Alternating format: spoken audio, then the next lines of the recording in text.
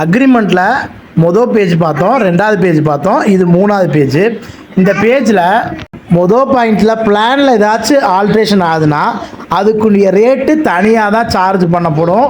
ஒவ்வொரு ரூமுக்கும் ஒரு tube light போட்டு தருவோம், தட்டோடு சுருக்கி போட்டு கொடுத்துருவோம். கம்பி அளவு கலவையோட ரேஷியோ ஏற்கனவே அக்ரிமெண்ட்டில் மென்ஷன் பண்ணபடி தான் இருக்கும். கட்டுறதுக்கு தண்ணி அடிக்கிறது வந்து உரிமையாளரோட பொறுப்பு தான். காலம் ஏற்கனவே வரைபடத்தில் கொடுத்த மாதிரி ஃபாலோ பண்ண போகிறோம். உப்பு தண்ணிக்குரிய ப்ளம்பிங் லைன் நம்மளே அடித்து கொடுத்துருவோம்.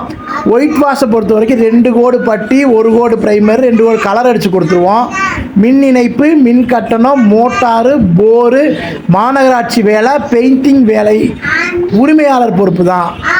இப்போ நல்ல தண்ணி ஒர்க்கு, ப்ளம்பிங் ஒர்க்கு, சம்பு தொட்டி, யூபிஎஸ் ஒர்க்கு, எஸ்எஸ் பைப்பு இதெல்லாம் வந்து கட்டட உரிமையாளர் பொறுப்பு தான்.